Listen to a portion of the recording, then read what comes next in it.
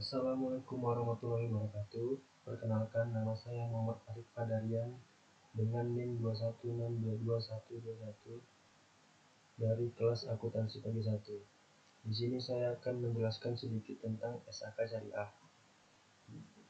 yang dimana isi pembahasannya yaitu yang pertama, kerangka dasar penyusunan dan penyajian laporan keuangan syariah.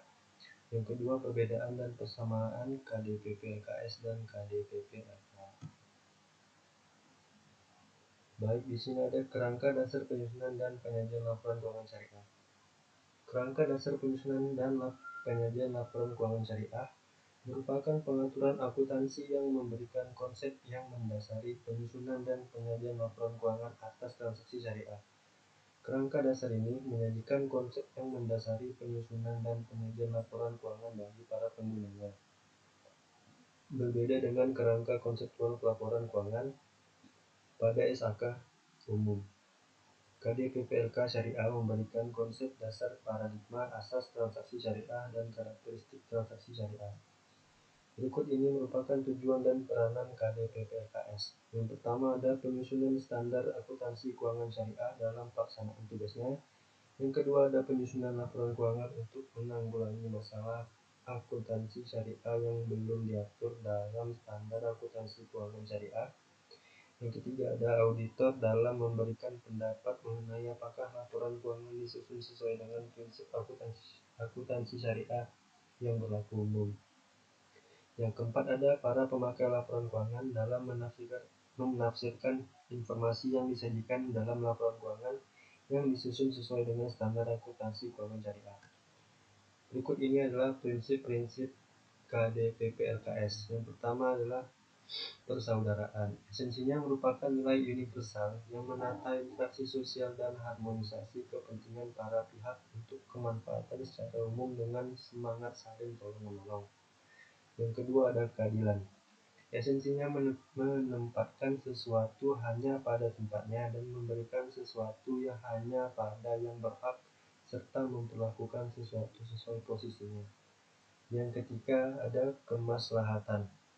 Esensinya merupakan segala bentuk kebaikan dan manfaat yang berdimensi duniawi dan ukhrawi, material dan spiritual serta individual dan kolektif.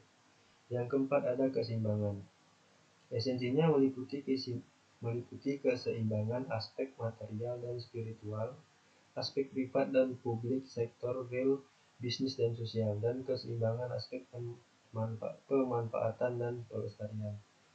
Yang kelima ada universalisme.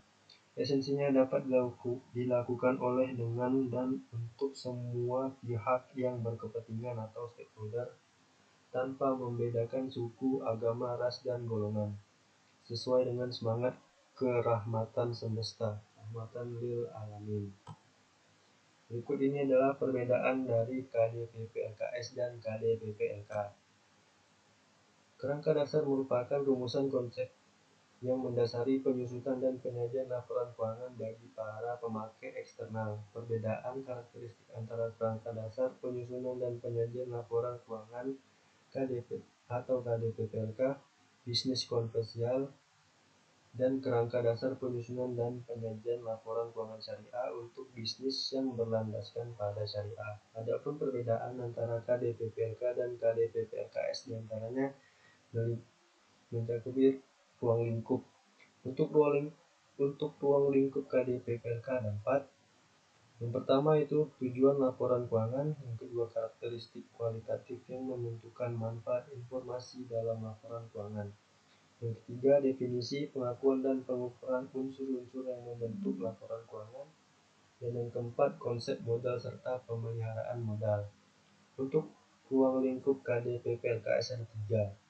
Yang pertama ialah tujuan laporan keuangan, yang kedua karakteristik kualitatif yang menentukan manfaat informasi dalam laporan keuangan, dan yang ketiga definisi, pengakuan dan pengukuran unsur-unsur yang membentuk laporan keuangan. Berikutnya perbedaan antara pengguna dan kebutuhan informasi. Untuk penggunaan dan kebutuhan informasi KDPP-LK ada 7. Yang pertama itu investor, karyawan, pemberi pinjaman, pelanggan, pemerintah, masyarakat, pemasok, dan kreditor usaha lainnya. Untuk penggunaan dan kebutuhan informasi pada KDPPLKS ada 11, yaitu investor, pemberi dana KARS, pemilik dana titipan, pengawas syariah, pemilik dana silkah temporer, pembayar dan penerima zakat, infak, sedekah, dan wakaf, pemasok dan mitra usaha lainnya, pelanggan, karyawan, pemerintah, dan masyarakat. Untuk karakteristik kualitatif laporan keuangan, KDPPLK ada 4, yaitu terbanding, terverifikasi, tepat waktu, dan terpaham.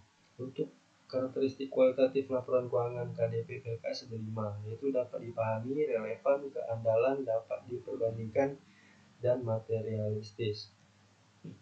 Untuk pengukuran unsur laporan keuangan, KDPPLK memiliki 4 unsur, yaitu biaya historis, biaya kini, nilai terrealisasi, dan nilai kini. Untuk KDPPLKS hanya ada 3, yaitu biaya historis, biaya kini, dan nilai realisasi. Baiklah, kita masuk dalam persamaan KDPPLKS dan KDPPLK.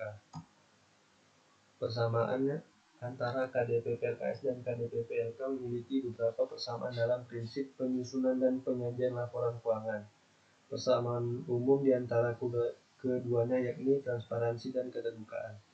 KDPPLKS maupun KDPPLK sama-sama mendorong transparansi dan keterbukaan dalam penyusunan dan penyajian laporan keuangan, serta informasi yang relevan dan signifikan yang diungkapkan dengan jelas kepada pemangku kepentingan.